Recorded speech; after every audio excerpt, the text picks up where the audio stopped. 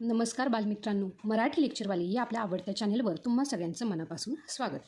तर विद्यार्थी मित्रांनो, समजा घरात जेव्हा आई चहा बनवते, काय सांगितलं, जेव्हा आई घरात चहा बनवते तेव्हा बघा 2 कप काय आहे बघा, 2 कप चहासाठी काय करते रे ती, 2 चमचे साखर टाकते. काय करते, 2 चमचे साखर टाकते. मग जर अचानक घरी पाहुणे आले आणि आपल्याला बनवायचं आहे 4 कप चहा, काय बनवायचं आहे बघा, 4 कप चहा, तर आई किती चमचे साखर टाकेल? तर विद्यार्थी मित्रांनो बघा, 2 कप चहा बनवायचा असेल तर 2 चमचे साखर, तर 4 कप चहा बनवण्यासाठी किती चमचे साखर टाकावी लागेल रे? तर 4 चमचे. किती? 4 चमचे. म्हणजेच काय, तर चहाची चव उत्तम राहण्यासाठी दूध, पाणी आणि साखर यांचं एक ठराविक प्रमाण असावं लागतं. गणिताच्या भाषेत याच गोष्टीला आपण गुणोत्तर आणि प्रमाण म्हणतो, म्हणजेच रेशो अँड प्रपोर्शन. आजच्या व्हिडिओमध्ये आपण हेच गुणोत्तर इतक्या सोप्या पद्धतीने शिकणार आहोत की तुम्ही आयुष्यात कधीच विसरणार नाही. आज आपण शालेय परीक्षा आणि स्कॉलरशिपला येणारे महत्त्वाचे प्रश्न पूर्णपणे सोडून पाहणार आहोत, त्यामुळे व्हिडिओ शेवटपर्यंत नक्की पहा. तर विद्यार्थी मित्रांनो, सगळ्यात आधी समजावून घेऊया की गुणोत्तर म्हणजे काय. जेव्हा आपण काय करतो रे, 2 सारख्या गोष्टींची तुलना करतो, म्हणजेच एक गोष्ट दुसऱ्या गोष्टीच्या किती पट आहे याला म्हणतात गुणोत्तर. यासाठी काय करूया, एक उदाहरण पाहूया. आता बघा, राहुलकडे 6 चॉकलेटं आहेत. मी काय सांगितले, 2 सारख्या गोष्टी. आता बघा, राहुलकडे 6 चॉकलेटं आहेत आणि सायलीकडे 3 चॉकलेटं आहेत. आता आपल्याला काय करायचे, जे काही राहुलच्या चॉकलेटांचे सायलीच्या चॉकलेटांशी गुणोत्तर काढायचे आहे. तर ते कसे काढायचे? तर विद्यार्थी मित्रांनो, 2 सारख्या गोष्टी आहेत आणि आपल्याला त्याची करायची तुलना. आता तुलना म्हणजे आपल्याला ते लिहायचे भागाकार रूपात. कशात लिहायचे? भागाकार रूपात. बघा, राहुलकडे किती आहेत रे? राहुलकडे आहेत 6 चॉकलेट आणि सायलीकडे आहेत 3 चॉकलेट. आता बघा, जर मी ह्याला भाग दिला तर काय येणार आहे बघा, 3 एके 3, 3 दुने 6. म्हणजेच विद्यार्थी मित्रांनो, इथं काय आलं रे, 2/1. काय आलं? 2/1. पण विद्यार्थी मित्रांनो, गणितात हे लिहिताना, आता गुणोत्तर प्रमाण लिहिताना हे असं लिहितात, 2 आणि त्याच्या पुढे हे 2 टिंब, जसं आपण विसर्ग लिहितो ना तसं, पुढे छेदामधला अंक. लक्षात आलं का? पहिला हा 2 लिहिला, त्यानंतरनं विसर्गाचं जे काही चिन्ह आहे हे चिन्ह हे लिहितात. लक्षात आलं का? आणि ह्याचं वाचन कसं करतात इंग्रजीमध्ये, 2 is to 1. लक्षात आलं का?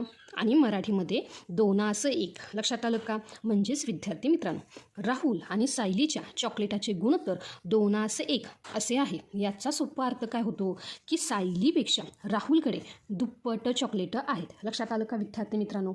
आता बघा, एक महत्त्वाची टीप आहे की जेव्हाही आपण गुणोत्तर काढू तेव्हा 2 गोष्टींची एकके सारखीच असावी लागतात. जर एक वजन किलोमध्ये असेल आणि दुसरं ग्रॅममध्ये असेल तर आधी दोन्ही बाजू सारख्या करून घ्याव्या लागतात. हे आपण उदाहरणामध्ये शिकणारच आहोत. चला तर मग आता आपण काय करूया, जी काही सोप्याकडून कठीण पातळीकडे जाणारे उदाहरणे समजून घेऊया. तर बघा विद्यार्थी मित्रांनो, आता जे काही उदाहरण आहे ते काय आहे बघा, एका वर्गात 20 मुले आणि 25 मुली आहेत. तर मुलांचे मुलींशी असलेले गुणोत्तर काढा.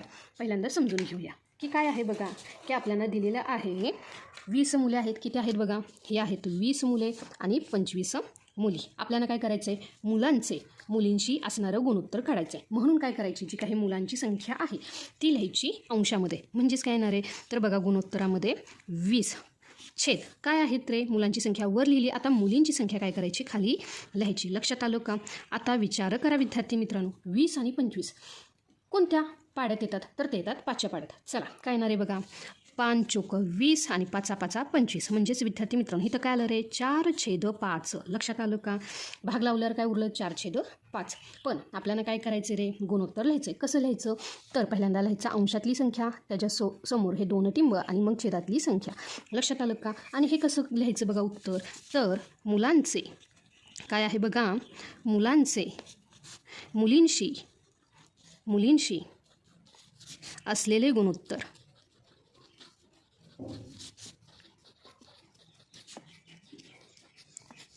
चारास 5 आहे. लक्षात आलं का विद्यार्थी मित्रांनो? आहे का नाही सोपं?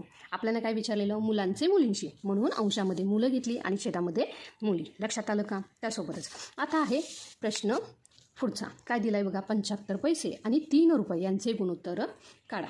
आता बघा इथे काय आहे रे, तर एक संख्या ही कशामध्ये दिली, तर ही दिली पैशांमध्ये आणि दुसरी आहे ते आहे रुपयांमध्ये. लक्षात आलं का? आधी आपण काय करू, हे जे काही रुपये आहेत ह्या रुपयांचे पैशात रूपांतर करू. तर विद्यार्थी मित्रांनो, आपल्याला माहीत आहे काय आहे बघा, की 1 रुपया बरोबर काय असतात रे, 100 पैसे. 1 रुपया बरोबर असतात 100 पैसे. म्हणून हे जे काही 3 रुपये आहेत ह्याचे किती होतील रे, 3 रुपयांचे होतील 300 पैसे. किती होतात बघा, 300 पैसे. मी काय केलं, 3 गुणिले 100, कारण 1 रुपया बरोबर 100, तर 3 गुणिले 100 किती आले रे, 3 एक्के 3 आणि हे वरचे 2 शून्य. लक्षात आलं का? आता काय झालं रे, हे 75 पैसे आणि 3 रुपयांचं मी पैशामध्ये रूपांतर केलं. किती झाले रे, 300 पैसे. आता दोन्ही संख्या पैशात झाला, मग आता आपण त्याचे गुणोत्तर काढू शकतो. लक्षात आलं का? अंशामध्ये येणारे 75, छेदामध्ये येणारे 300. आता बघा ह्या दोन्ही संख्या कुणाच्या पाड्यात येतात, तर त्या येतात 25च्या. चला भाग लावूया. तर काय येणार आहे बघा, 25 त्रिक 75 आणि 25 एक्के 25. लक्षात आलं का? 30तून 25 गेले, उरले किती रे, तर उरले 5. लक्षात आलं का? आता बघा 5 आणि हा 0. लक्षात आलं का? म्हणजेच काय येणार आहे, 25 दुने काय येणार आहे, 25 दुने 50. लक्षात आलं का? तर विद्यार्थी मित्रांनो, इथं काय आलं रे, तर इथं आलं उत्तर 3/12. काय आलं, 3/12. पण पुन्हा काय होतो रे, हा जो काही अंश आणि छेद अपूर्णांकाला 3ने भाग जातो. तर भाग लावूया. म्हणजेच काय येणार आहे बघा, 3 एक्के 3 आणि 3 चोक 12. लक्षात आलं का? आता जे काही उत्तर आलं ते काय आलं रे, 1/4. काय आहे रे, 1/4. लक्षात आलं का? आता इथे काय होईल रे, जे काही 75 पैसे काय आहेत बघा, 75 पैसे आणि 3 रुपये आणि 3 रुपये यांचे गुणोत्तर एकास 4 आहे. किती आहे बघा, एकास 4 आहे. लक्षात आलं का विद्यार्थी मित्रांनो? त्यासोबतच आता जे काही पुढील उदाहरण आहे ते काय आहे बघा, एका शेतात आंबा आणि चिंचेची एकूण 60 झाडे आहेत. जर त्यांचे गुणोत्तर 3:2 असेल तर आंब्याची झाडे किती? आता बघा एकूण झाडे किती सांगितलेत रे, 60 आणि त्यांचे गुणोत्तर किती सांगितले, 3:2. किती सांगितले, 3:2. म्हणजेच बघा विद्यार्थी मित्रांनो, इथे काय आहे रे, तर इथे आहे आंबा अधिक चिक्कू. आंबा आणि चिक्कू एकूण मिळून किती आहेत रे, 60 झाडे. लक्षात आलं का? आणि त्यांचे गुणोत्तर किती आहे रे, 3:2. म्हणजे आंब्याचे जे काही झाडे आहेत त्यांचे जे काही भाग आहेत ते किती आहेत रे, 3 भाग आहेत. लक्षात आलं का? आणि चिक्कूचे किती आहेत रे, 2 भाग. म्हणजेच काय येणार आहे इथं, 60. तर विद्यार्थी मित्रांनो बघा, आंबा अधिक चिक्कू म्हणजेच हे जे काही 3:2 प्रमाण आहे ह्यांची आपण करूया बेरीज. काय करायची, बेरीज. आता विद्यार्थी मित्रांनो किती झाली रे ती बेरीज, 3 अधिक 2 5. एकूण झाडे आहेत 7. आता आपण काय करूया, की हे जे काही 5 भाग आहेत ह्या 5 भागांनी जर आपण 60ला भागलं तर काय होईल रे, आपल्याला एका भागाची किंमत मिळेल. म्हणजेच काय होणार आहे बघा, इथे मी घेणार आहे एक भाग.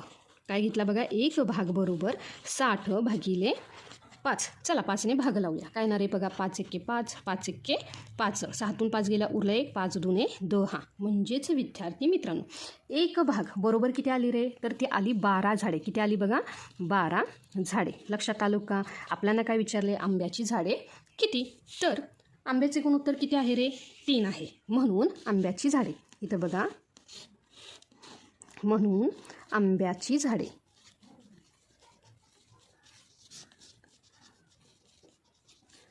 किती येणार आहेत रे, आंब्याचा जो भाग आहे तो किती आहे रे, 3 गुणिले एका भाग म्हणजेच काय आहे रे, 12. म्हणजेच काय येणार आहे, 12. 3 गुणिले 12, 12 त्रिक 36 झाडे. काय येणार आहेत, 36 झाडे. आंब्याची एकूण मिळून किती झाडे आहेत रे, तर आंब्याची झाडे आहेत 36. आणि जर चिंचेची काढायची झाली तर काय होणार आहेत बघा, चिंचेची झाडे.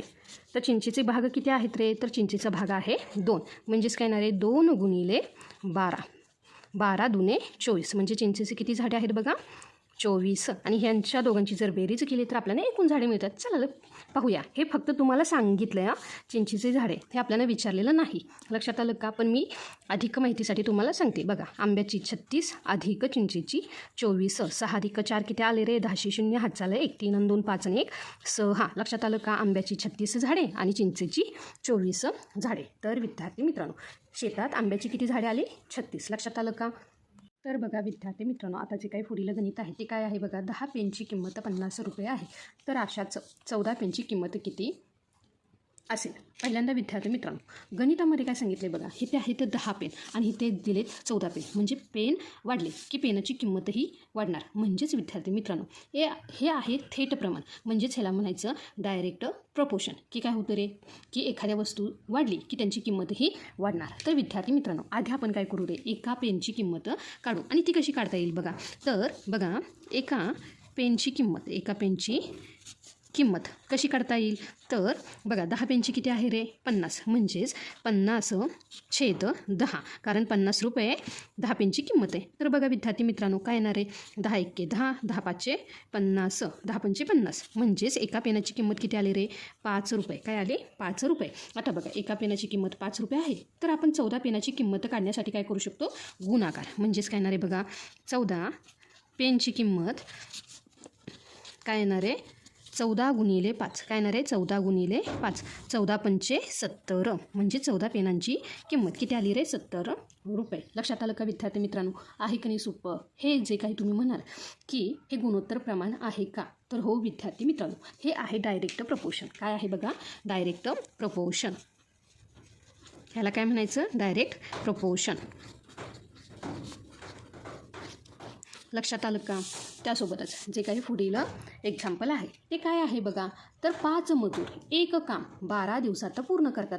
जर मजुरांची संख्या 15 केली तर ते काम किती दिवसात पूर्ण होईल. आता बघा विद्यार्थी मित्रांनो, इथे काय दिलं आहे, तर इथे 5 मजूर होते आणि त्यांनी काही दिवसात म्हणजे 12 दिवसात ते कामं पूर्ण केले. पण आता 5 मजुरांवर मजुरांची संख्या किती झाली रे, 15. किती झाली, 15. आता बघा, मजूर वाढले की कामसुद्धा काय होणार आहे, लवकर संपणार. म्हणजेच हे काही दिवस आहेत हे सुद्धा काय होणार आहेत, कमी होणार. याला म्हणायचं व्यस्त प्रमाण. लक्षात आलं का. आणि व्यस्त प्रमाणात एकूण कामाचा गुणाकार नेहमी सारखा असतो. म्हणजे काय असतो, चला उदाहरण पाहूया आणि व्यस्त प्रमाणे समजून घेऊया. बघा काय आहेत रे, की 5 मजूर आहेत. काय आहेत बघा, 5 मजूर. आणि 5 मजूर काय करतात रे, 5 मजुरांनी 12 दिवसात किती काम पूर्ण केले रे, एक काम. म्हणजेच किती ते काम आहे, तर 12 पंचे काय येणार आहे, 60. काय आहे, 60. आता हे 60 काय आहे, तर एकूण काम. काय आहे बघा, एकूण काम. मी काय सांगितलं, व्यस्त प्रमाणात एकूण कामाचा काय असतो रे, गुणाकार नेहमी सारखा असतो. लक्षात आलं का. तर बघा विद्यार्थी मित्रांनो, आता मजुरांची संख्या किती झाली रे, 15. किती झाली बघा, 15 मजूर आहेत. आणि आता बघा, तर ते काम किती दिवसात, आता आपल्याला इथं दिवस काढायचे आहेत, बरोबर 60. कारण बघा 5 मजूर आहेत, त्यांनी 12 दिवस काम केलं, तर 12 पंचे किती होतात रे, 60. म्हणजे एकूण काम किती आहे रे, 60. आता मजुरांची संख्या वाढवली तर आपल्याला दिवस काढायचे आहेत. आता दिवस काढण्यासाठी काय करायचे, हे काय 15 मजूर आहेत, इकडे गुणाकारामध्ये इकडे गेले तर काय होतात रे, भाग होईल. म्हणजेच काय होणार आहे बघा, तर इथं राहणार आहेत दिवस. इथं काय राहणार आहेत, दिवस. बरोबर 60 भागिले 15. 60 भागिले 15. चला 15 एके 15, 15 चोक 60. म्हणजेच ते जे काही 15 मजुरांना किती दिवस लागतील रे, 4 दिवस. लक्षात आलं का. मजुरांची संख्या जर 15 केली तर ते काम 4 दिवसात पूर्ण होईल. काय सांगितलं बघा विद्यार्थी मित्रांनो, मजुरांची संख्या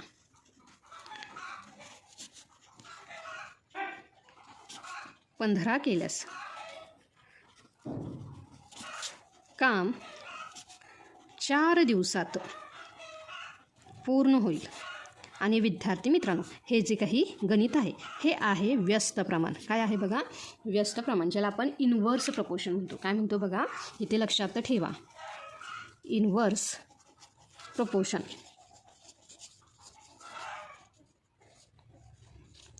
इनव्हर्स प्रपोर्शन म्हणजे व्यस्त प्रमाण. लक्षात आलं का. म्हणजेच काय, जर मजूर वाढले तर कामसुद्धा काय होणार आहे, लवकर संपणार आहे. लक्षात आलं का. आता पुढील प्रश्न काय विचारलं आहे बघा, अ आणि ब यांच्या वयाचे गुणोत्तर 4:5 आहे. जर ब चे वय 25 वर्ष असेल तर अ चे वय किती. तर बघा विद्यार्थी मित्रांनो, आता त्यांनी काय सांगितले, जे काही अ आणि हा जो काही ब आहे त्यांचं गुणोत्तर किती आहे रे, तर 4:5. काय आहे, 4:5. आणि ब चे वय काय आहे रे, तर ब चे वय आहे 25. आणि आपल्याने अ चं वय काढायचे. लक्षात आलं का. गुणोत्तर 4:5 आहे. याचा अर्थ काय होतो, जे काही अ चे वय आहे त्याचे वय 4 भाग आहे आणि बचे जे वय आहे ते किती आहे रे 5 भाग आहे. आपल्याला बचे वय दिले 25 वर्षे म्हणजेच 5 भाग बरोबर 25 वर्षे. लक्षात आलं का? यावरून आपण काय करू शकतो, एक भाग ह्याची किंमत काढू शकतो. म्हणजेच काय 25 छेदामध्ये 5, 5 एके 5, 5 5 25 म्हणजे एक जो भाग आहे तो काय आहे रे 5 वर्ष. काय आहे 5 वर्ष. लक्षात आलं का? तर आता आपण काय करू शकतो रे अचे वय काढू शकतो. कारण अचे जे काही वय आहे ते किती आहे रे 4 भाग. किती आहे रे 4 भाग. म्हणून काय होणार आहे बघा, अचे वय 4 गुणिले 5. 5 का? कारण एक भाग म्हणजे 5 वर्ष. तर विद्यार्थी मित्रांनो अचे वय किती येणार आहे 5 चौक 20 वर्ष. किती येणार आहे 20 वर्ष. लक्षात आलं का विद्यार्थी मित्रांनो? त्यासोबतच आता जे काही पुढील उदाहरण आहे ते काय आहे बघा, एका त्रिकोणाच्या तिन्ही कोणांचे गुणोत्तर 1:2, 2:3 आहे. तर त्या त्रिकोणाच्या सर्वात मोठ्या कोणाचे माप किती? विद्यार्थी मित्रांनो आता बघा, एक त्रिकोण दिला आहे तर तिन्ही कोणांचे गुणोत्तर दिले. आपल्याला माहिती काय आहे, तर त्रिकोणाच्या तिन्ही कोणांच्या मापांची एकूण बेरीज नेहमी किती असते रे 180 अंश असते. काय सांगितलं मी? आपल्याला काय माहिती आहे, त्रिकोणाच्या तिन्ही कोणांच्या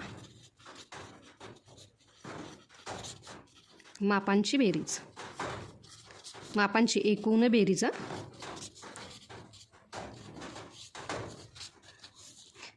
180 अंश असते. आता बघा आपल्याला गुणोत्तर किती दिले रे, तर गुणोत्तर काय दिले की गुणोत्तर दिले 1:2, 2:3. आता आपण ह्या सगळ्यांची करू बेरीज. काय करू? बेरीज. का करू? की आपल्याला एकूण भाग कळतील. म्हणजेच काय 1 + 2 + 3 बरोबर काय आले 6. काय आले 6 भाग. आता बघा आपल्याला माहिती आहे त्रिकोणाच्या तिन्ही कोणांच्या मापांची बेरीज 360 आहे. तर ह्या 180 आहे. तर यावरून आपण काय करू शकतो रे, एका भागाची किंमत काढू शकतो. म्हणजेच काय येणार आहे एक भाग बरोबर काय येणार आहे 180 अंश छेदामध्ये काय येणार आहे 6. काय येणार आहे 6. जर 6 मी भाग दिला 180ला तर काय येणार आहे बघा 6 एके 6, 6 त्रिक 18 आणि वरचा हा 0. लक्षात आलं का? हे अंश आहे. तर विद्यार्थी मित्रांनो एक भाग किती अंशाचा झाला रे, तर तो झाला 30 अंशाचा. आता बघा त्यांनी काय विचारले, सर्वात मोठ्या कोणाचे माप. तर गुणोत्तरात सर्वात मोठा भाग काय आहे रे 3 आहे. म्हणजेच सर्वात मोठा कोण 3 भागांचा असेल. लक्षात आलं का? म्हणून बघा सर्वात मोठा कोण 3 गुणिले एक भाग किती आहे रे 30 अंशाचा. किती आहे 30 अंशाचा. तर ह्यांचा गुणाकार केला तर काय येणार आहे 3 त्रिक 9 आणि 3 गुणिले 0 0. तर सर्वात मोठा कोण किती ह्याचा येणार आहे रे 90 अंशाचा. लक्षात आलं का? तर बघा विद्यार्थी मित्रांनो आता जे काही पुढील गणित आहे ते काय आहे बघा, दोन संख्यांचे गुणोत्तर 5:7 आहे. जर त्या संख्यांमधील फरक 12 असेल तर त्या संख्या कोणत्या? तर बघा विद्यार्थी मित्रांनो संख्यांचे गुणोत्तर किती आहे रे, तर 5:7. आता बघा त्यांनी काय सांगितले की संख्यांमधील फरक, म्हणून आपल्याला काय करावं लागेल, हा जे काही गुणोत्तर आहे हा गुणोत्तरांच्या जो काही भाग आहे ह्या भागांमधील फरक किती आहे ते पहिल्यांदा पाहावं लागेल. म्हणजेच काय विद्यार्थी मित्रांनो हे जे काही 5:7 आहे तर आपण काय करूया 7 - 5 म्हणजेच काय झालं रे 7तून 5 गेले उरले 2 भाग. उरले 2 भाग. आता बघा उदाहरणामध्ये काय सांगितले की ज्या काही प्रत्यक्ष संख्यांमधील फरक किती आहे रे, तर तो आहे 12. म्हणजेच यावरून आपण काय म्हणू शकतो, जे काही 2 भाग हे किती आहेत रे, तर ते आहे 12. यावरून आपण काय करू शकतो रे, एका भागाची किंमत काढू शकतो. कसं काय, तर बघा एक भाग बरोबर काय येणार आहे 12/2. तर काय येणार आहे 2 × 2 बेसक 12. म्हणजे एका भागाची जी काही किंमत आहे ती किती आली रे 6. आता हे 6ने काय करायचं, ह्या दोन्ही गुणोत्तरांना काय करायचं आहे गुणायचं आहे. तेव्हा आपल्याला काय मिळणार आहे त्या 2 संख्या. तर बघा विद्यार्थी मित्रांनो जी काही पहिली संख्या काय आहे बघा, पहिली संख्या ती काय येणार आहे, पहिलं गुणोत्तर आहे 5 म्हणजे 5 × 6 बरोबर काय आले रे 30. आणि जी काही दुसरी संख्या आहे काय येणार आहे बघा, दुसरी संख्या ते गुणोत्तर किती आहे रे 7 म्हणजे 7 × 6, 6 7 42. तर विद्यार्थी मित्रांनो त्या 2 संख्या किती आहेत रे, पहिली आहे 30 आणि दुसरी आहे 42. लक्षात आलं का? 42मधून जर मी 30 वजा केले तर 42 - 30 म्हणजेच काय येणार आहे 2 - 0 2, 4तून 3 गेले उरला 1. लक्षात आलं का? हे तुमच्या माहितीसाठी. लक्षात आलं का? पहिली संख्या 30 दुसरी 42 आणि त्या दोघांमधील फरक काय येतो रे 12. लक्षात आलं का? त्यासोबतच आता जे काही पुढील उदाहरण आहे ते काय आहे बघा. एका हॉस्टेलमध्ये 50 मुलांना 30 दिवस पुरेल एवढे अन्न आहे. 10 दिवसानंतर आणखी 20 मुले हॉस्टेलमध्ये आली तर ते अन्न पुढे किती दिवस पुरेल. तर बघा विद्यार्थी मित्रांनो, सुरुवातीला बघा हे जे काही 50 मुलांना 30 दिवस पुरेल एवढे काय होते रे अन्न होते. त्यानंतरनं काय सांगितले बघा 10 दिवसांनंतरनं आणखी, म्हणजेच विद्यार्थी मित्रांनो 10 दिवस मुलांनी अन्न खाल्ले, म्हणजेच आता हे जे काही 50 मुलांसाठी फक्त किती राहिले रे 20 दिवसाचे अन्न शिल्लक राहिलेले आहे. लक्षात आलं का. मी काय केलं हे 30 मधून हे जे काही 10 दिवस वजा केले. काय केले रे 30 वजा 10 बरोबर काय झाले रे 20 दिवस. किती झाले रे 20 दिवस. लक्षात आलं का. हे झालं पहिलं. आता बघा हॉस्टेलमध्ये काय झाले रे ही 10 मुले नवीन आली, म्हणजेच काय आता एकूण मुले किती झाली 50 अधिक ही 10, म्हणजेच दुसरं काय झालं बघा एकूण मुले काय झाली बघा एकूण मुले 50 अधिक 10 बरोबर 60 मुले. किती येणार आहे 60 मुले. लक्षात आलं का विद्यार्थी मित्रांनो. प्रश्नामध्ये काय सांगितलं 50 मुलांना 30 दिवस पुरेल एवढे अन्न आहे, पण नंतरनं काय सांगितलं 10 दिवसानंतर. म्हणून आपण काय केले हे 10 दिवस ह्या 30 दिवसामधून वजा केले तर आता ते अन्न किती दिवस मुलांना पुरेल रे 20 दिवस. लक्षात आलं का. त्यानंतर 50 अधिक 10 का, कारण एकूण मुले आपण काढले. लक्षात आलं का. आता हे झालं व्यस्त प्रमाण. व्यस्त प्रमाणामध्ये काय होतं रे जर तुम्ही काय केलं मजुरांची संख्या वाढवली तर काय होतात रे दिवस कमी होतात. लक्षात आलं का. आता बघा इथे काय झालं मुलं वाढली. इथं मजूर आहेत का तर नाही, इथे मुले वाढली आणि अन्न कमी दिवस पुरेल. आता शिल्लक अन्न आपण काढायचं आहे, म्हणजेच काय आहे बघा जे काही शिल्लक अन्न किती आहे रे तर बघा 50 मुले आहेत आणि दिवस किती आहेत रे तर 20 दिवस. म्हणून काय येणार आहे बघा ह्या दोघांचा गुणाकार 5 दुने 10 आणि वरचे 1 आणि हे 2 शून्य, म्हणजेच काय झालं रे 1000. आता बघा हे एवढे जे काही अन्न आहे हे आपल्याला किती मुलांना पुरवायचे रे 60. म्हणून विद्यार्थी मित्रांनो जे काही दिवस बरोबर काय येणार आहे 1000 भागिले 60. लक्षात आलं का. आता बघा शून्याला काय झाला रे हा शून्य कट झाला. लक्षात आलं का.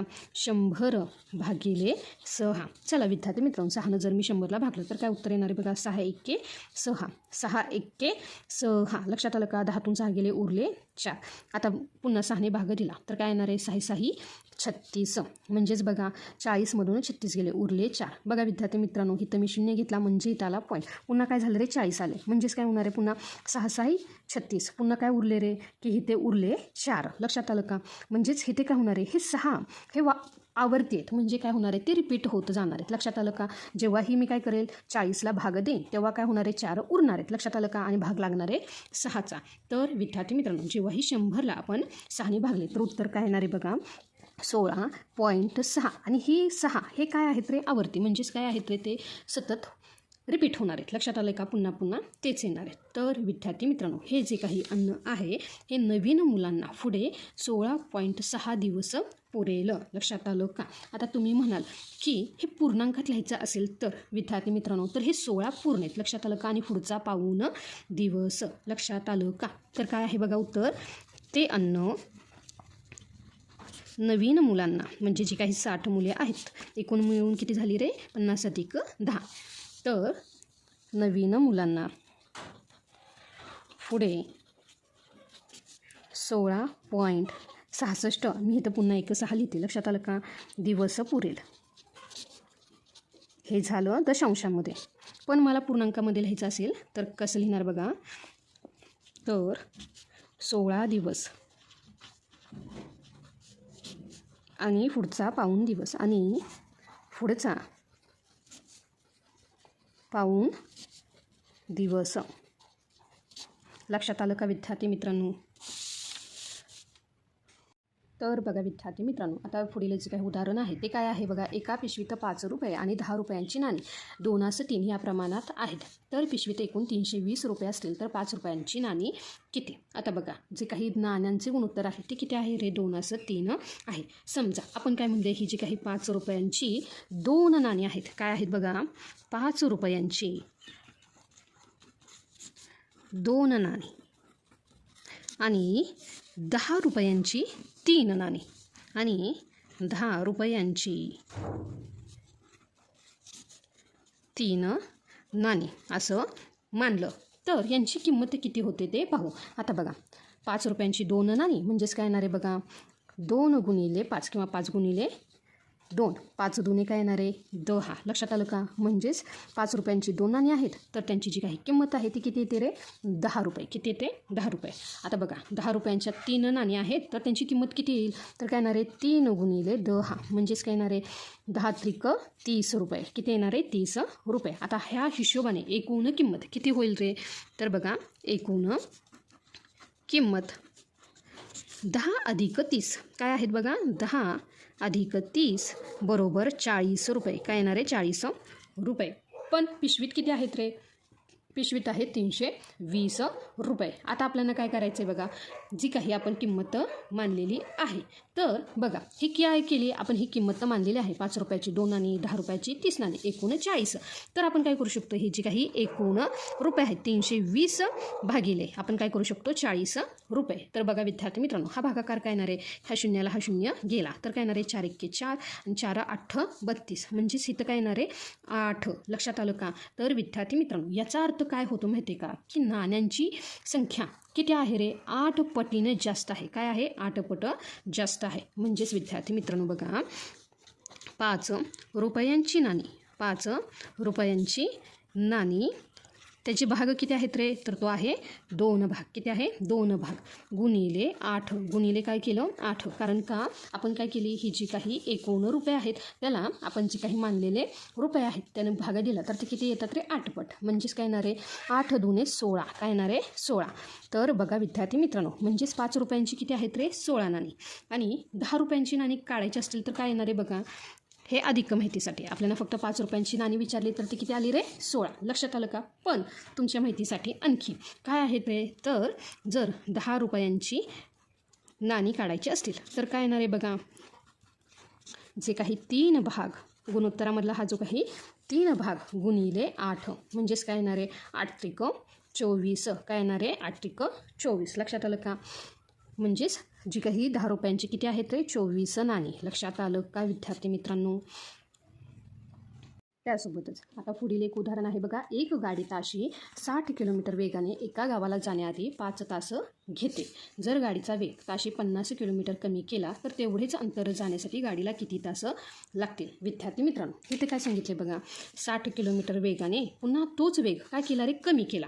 तर विद्यार्थी मित्रांनो गाडीचा वेग जर कमी केला तर काय होणार रे वेळ जास्त लागणार. लक्षात आलं का. म्हणजेच हे काय आहे रे व्यस्त प्रमाण आहे आणि व्यस्त प्रमाणात वेग आणि वेळ यांचा गुणाकार नेहमी स्थिर असतो. म्हणजेच काय बघा विद्यार्थी मित्रांनो पहिल्यांदा आपल्याला काय सांगितले बघा की गाडीचा वेग किती आहे रे 60 किलोमीटर वेग आहे आणि किती तास लागतात रे तर त्या गावाला जाण्यासाठी लागतात 5 तास. काय लागतात रे 5 तास. म्हणजेच विद्यार्थी मित्रांनो जर मी हा गुणाकार केला तर काय येणार आहे 6 पंचे 30. लक्षात आलं का. आणि वरचा हा 0 म्हणजे एकूण अंतर किती आहे रे हे तर 300. काय आहे बघा एकूण अंतर. लक्षात आलं का.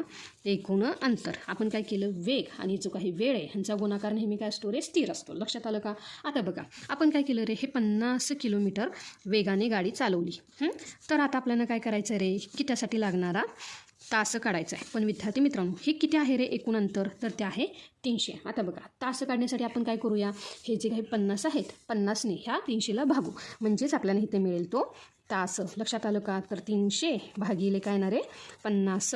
बघा शून्याला काय झाला 0 कट झाला 5 एके 5 5 सक 30. तर विद्यार्थी मित्रांनो जे काही तास आहे तर ते किती लागणार आहे 6. लक्षात आलं का. म्हणजेच विद्यार्थी मित्रांनो गाडीचा वेग जर 50 किलोमीटर केला म्हणजेच गाडीचा वेग जर कमी केला तर काय होतं बघा 1 तास वाढला. लक्षात आलं का.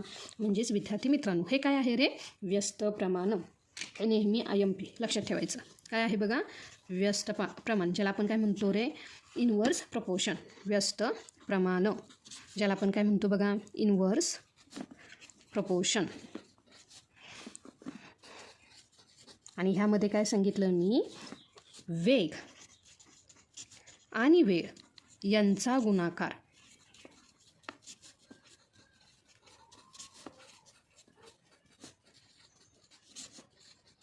नेहमी स्थिर असतो. नेहमी सारखा असतो किंवा स्थिर असतो. लक्षात आलं का. तर बघा विद्यार्थी मित्रांनो म्हणजेच काय गाडीचा वेग ताशी 50 किलोमीटर केलं 6 तास लागतील. लक्षात आलं का? त्यासोबतच आता ह्या व्हिडिओमधलं हे शेवटचं उदाहरण काय आहे बघा. तर बघा 45 लिटर दूध आणि पाण्याच्या मिश्रणात दूध आणि पाण्याचे प्रमाण 4:1 आहे. जर त्यात आणखी 5 लिटर पाणी ओतले तर नवीन मिश्रणात दूध आणि पाण्याचे गुणोत्तर काय होईल? सुरुवातीला एकूण मिश्रण किती आहे रे? तर एकूण मिश्रण आहे 45. लक्षात आलं का? गुणोत्तर किती आहे रे? 4:1. म्हणजेच विद्यार्थी मित्रांनो आपण काय केले बघा, एकूण भाग केले. म्हणजेच काय बघा 4+1. तर एकूण भाग किती झाले रे? म्हणजे दूध आणि पाणी ह्यांचे एकूण मिळून किती झाले रे भाग? तर ते झाले 5 भाग. किती झाले बघा? 5 भाग. यावरून आपण काय करू शकतो? एका भागाची किंमत काढू शकतो. कसं काय बरं? तर आपल्याला काय दिलं आहे? 45 लिटर दूध आणि पाण्याचं मिश्रण दिलं आहे. म्हणजेच इथे येणारे 45 छेदामध्ये येणारे 5. चला 5ने काय करूया? 45ला भाग देऊया. 5 1 5 5 9 45. तर विद्यार्थी मित्रांनो म्हणजेच काय एक भागाला 9 लिटरचा किती आला बघा? 9 लिटर. लक्षात आलं का? यावरून जे काही 45 लिटर म्हणजेच आधीचे जे काही दूध आणि पाणी किती आहे ते काढू शकतो. लक्षात आलं का? तर यावरून विद्यार्थी मित्रांनो दूध बरोबर दुधाचे किती आहे रे? तर 4 भाग गुणिले 9 लिटर म्हणजेच काय आलं? 9 चोक 36. काय आलं? 9 चोक 36 लिटर. लक्षात आलं का? आणि जे काही पाणी आहे ते किती आहे रे? तर पाणी आहे 1 भाग. काय आहे? पाणी आहे 1 भाग गुणिले 9. 9 1 9 म्हणजेच काय झालं आहे बघा, जे काही 45 लिटर मिश्रण होतं त्यामध्ये दूध होतं 36 लिटर आणि पाणी होतं 9 लिटर. लक्षात आलं का? आता बघा मिश्रणामध्ये काय केलं रे? 5 लिटर पाणी ओतलं. तर आता बघा पहिलं पाण्याची जी काही भाग होता तो किती होता? 9 लिटर. आता काय होणार आहे बघा, नवीन पाण्याची एकूण पातळी म्हणजेच बघा नवीन पाण्याची एकूण पातळी किती होणार आहे बघा. तर पहिलेचे हे 9 अधिक नंतर ना आपण काय केलं रे? हे 5 लिटर पाणी ओतलं. तर 9 अधिक 5 बरोबर काय झालं रे? 14 लिटर. पण विद्यार्थी मित्रांनो लक्षात ठेवा दूध तर तेवढंच आहे म्हणजेच किती? 36 लिटर. आता बघा हे जे काही नवीन दूध आणि पाण्याचे आपण गुणोत्तर काढू. म्हणजेच काय येणार आहे? हे जे काही 36 छेदामध्ये काय येणार आहे? 14. म्हणजेच विद्यार्थी मित्रांनो नवीन गुणोत्तर काय येणार आहे बघा? नवीन गुणोत्तर 36/14. तर ह्या दोन्ही संख्यांना काय होतो रे? 2ने भाग जातो. म्हणजेच काय येणार आहे बघा की 2 7 14. लक्षात आलं का? आणि 36ला 2 1 2 उरला 1 2 8 16 म्हणजे 18 2 36. तर विद्यार्थी मित्रांनो काय येणार आहे? 18/7. लक्षात आलं का? तर विद्यार्थी मित्रांनो म्हणजे जे काही नवीन मिश्रण आहे ह्या नवीन मिश्रणात दुधाचे आणि पाण्याचे प्रमाण 18/7 होईल. काय होईल बघा? 18/7 होईल. लक्षात आलं का? नवीन मिश्रणात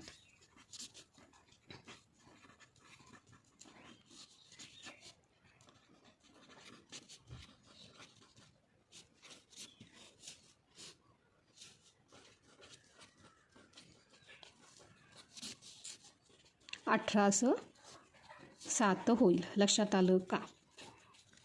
बरेच विद्यार्थी गोंधळतात. त्यांना काय वाटतं की आता 5 लिटर पाणी ओतलं आहे म्हणजे काय होईल रे? हे तर सगळं कामं बिघडेल. तर विद्यार्थी मित्रांनो तसं काही करायचं नाही. पहिल्यांदा पाण्याचं आपल्याला प्रमाण काढायचं आणि त्यामध्ये फक्त ते अधिक करायचं. लक्षात आलं का विद्यार्थी मित्रांनो? तर विद्यार्थी मित्रांनो आज आपण काय केलं? हे जे काही गुणोत्तर आणि प्रमाण या घटकातील अगदी सोप्यापासून कठीण पद्धतीची ही सर्व उदाहरणं आपण सोडवून पाहिली. मला खात्री आहे की आता तुमचा गोड चहासारखा सोपा वाटणारा घटक पक्का झाला असेल. तुम्हाला हा व्हिडिओ कसा वाटला हे मला कमेंट करून नक्की सांगा. व्हिडिओ आवडला असेल तर मराठी लेक्चरवाली चॅनलला लाईक शेअर आणि सबस्क्राईब नक्की करा. याच्या पुढच्या भागात म्हणजेच भाग 2मध्ये आपण 8वी ते 10वीसाठीचे थोडे कठीण गुणोत्तर प्रमाण सोप्या पद्धतीने शिकणार आहोत. तोपर्यंत अभ्यास करत राहा. भेटूया पुढच्या लेक्चरमध्ये. तोपर्यंत धन्यवाद.